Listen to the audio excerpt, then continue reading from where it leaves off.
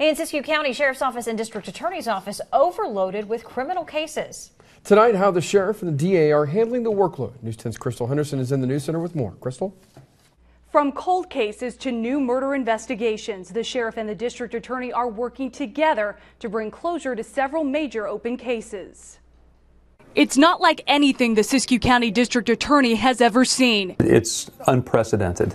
There's no question that we have more cases than historically I've ever heard of. Anything that we've seen before, that I've seen before, pales in comparison. His desk stacked with current cases, the workload heavy. Sometimes it feels a little bit like juggling and having 4 balls in the air.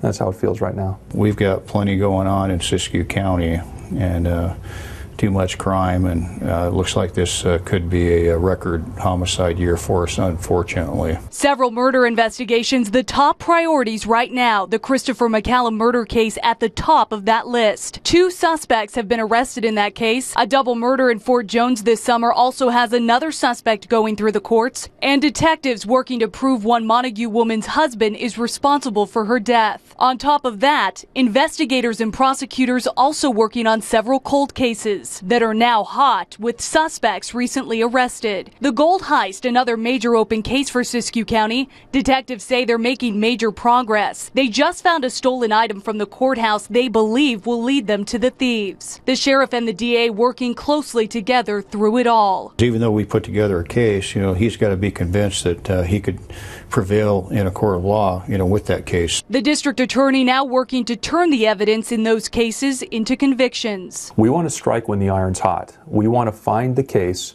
when it's the best it's ever going to get. And when we're at that point, we're going to go forward, even if it's difficult.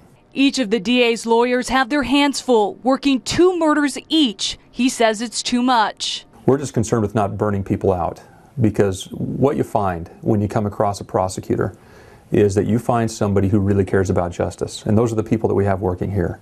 We don't have overtime. These are salaried employees here, so their job is simply to put in as much time as it takes to succeed. But even with all of the new murder cases, the DA doesn't want to lose sight of the older ones, the other victims who still deserve justice. He keeps pages of unsolved crimes on his wall as a reminder. I look at them every day. We are not going to forget these victims. And because we're seemingly deluged with crimes right now, doesn't mean that we don't have the resources to do whatever we need to do for other victims. We're not going to forget anybody.